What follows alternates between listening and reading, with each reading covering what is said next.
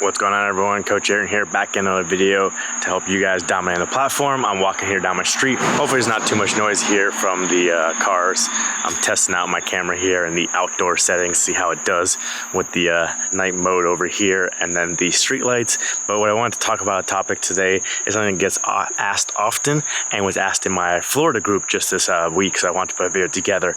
And that is people always asking, like, when's the right time for them to compete, or how strong they need to be before they do their first competition.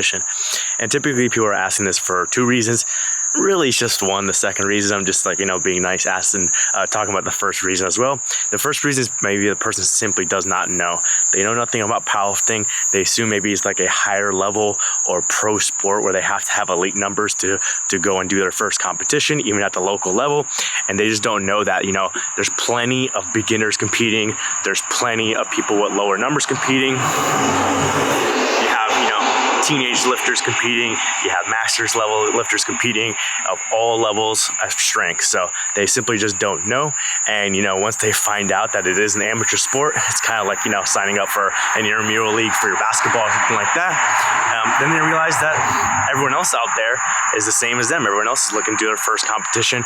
Everyone else has average numbers as well. Some people have below average numbers, some people have above average numbers, and so they're not as afraid. But most of the people fall into the second category. And in that same category, they do know obviously what powerlifting is. They do know it's an amateur sport, but also they're looking at a lot of the numbers out there of the top lifters. They're looking at a lot of the records out there, and so they're trying to compare themselves to those elite level lifters, to those American records, those world records, and just other people in local competitions.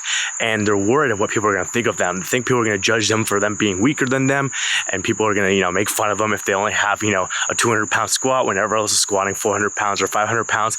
And so people are always afraid of what other people are going to think of them. And that's the main reason why people don't compete. And again, it's just silly. There's no need. You don't have to worry about it. Go do your first competition. No one's going to judge you. No one's going to make fun of you. You're going to make some friends. There's going to be plenty of other people out there just like you doing their first competition. And they may be worried about, what you're going to think of their numbers. And so it goes both ways. And, it'll be a good experience. So the sooner you can compete is what I tell people. The weaker your numbers are, the better it is, because it's less stress on you. The longer you wait and the bigger your numbers get, the more stressful it is, and the more you kick the can down the road, and some of those people never compete. So you can think of it just like, I got these cars driving by me right here. These people didn't wait until they're a pro NASCAR driver or some kind of Formula One driver to be like, okay, I'm ready to get my driver's license, go out on the road and start driving. Now you go and you take the class in school, and you go drive on a closed course, or maybe you drive around your neighborhood with your parents. You learn how to go slow, you learn the basics, and then from there you build up and you go on bigger roads, you go on highways, all that kind of stuff like that. So it's the same thing in any sport, just like powerlifting. You don't have to be elite level. You don't have to have pro numbers or anything like that. You don't have to be the strongest person in the world to go do your first meet. What you have to do is the willingness and ableness to go and do your first meet. So you find a meet in your local area that's coming up in the next, let's say, 3 to 6 months, and you sign up for it and you commit to it. Then you start training for it. You figure out what numbers you can do, and you go and you compete. You go and you gain the experience. You go have fun. You go meet other people in your area. You make mistakes. You learn from mistakes going forward for the future competitions, and that's what's going to make you better.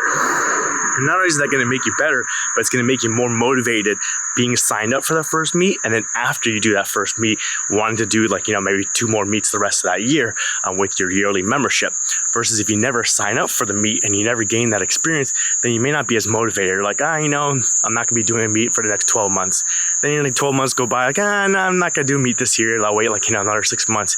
And so you don't have as much motivation because you don't have that deadline and you don't have that commitment to go do that first meet. And you never gain the actual experience of that first meet, since training in the gym on your own time, on your own equipment, no judges or anything like that, is quite a bit different than going to a meet and having to go through the process of a meet, of weighing in, having to go through the process of, weighing in, being judged by the 3 judges, going on the time as far as how the competition flows in that specific competition, whether it's fast, whether it's slow, whether the room is cold, whether it's hot, whether the judges are tough, that kind of stuff like that. That's where you kind of gain more of that experience and set kind of more of a standard of what you're capable of in the competition versus just doing it in the gym on your own time. So lots of benefits to doing your first meet, doing it as soon as possible, doing it when as weak as possible.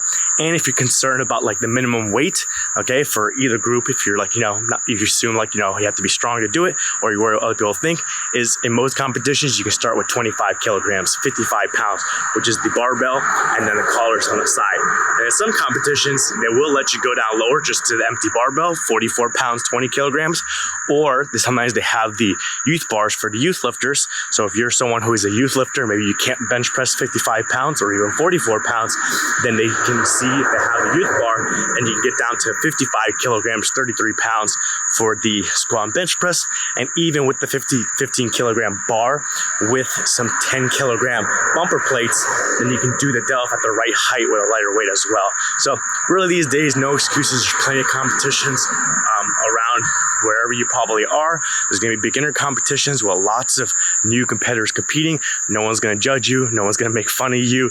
You're going to make friends. You're going to gain experience. You're going to have fun, and then you can build from there. And if you want to learn more, I have a whole playlist here. I'll put the card for it above. I'll link it down in the description below, where you can learn the basics when it comes to doing your first competition. So you don't have to worry about like looking up a bunch of YouTube videos on technique and programming, nutrition, all this additional stuff that you don't have to worry about for your first competition. You can go watch the playlist and focus on the basics of like how to find a competition, what to do when you first arrived at the event, wherever it's located, and then how the competition actually flows. If you're going to compete in a drug tested competition, how the drug testing goes. So the very bare bone basics to get you through to your first meet. So you can check out that playlist there and watch those videos, and I'll see you at your first competition.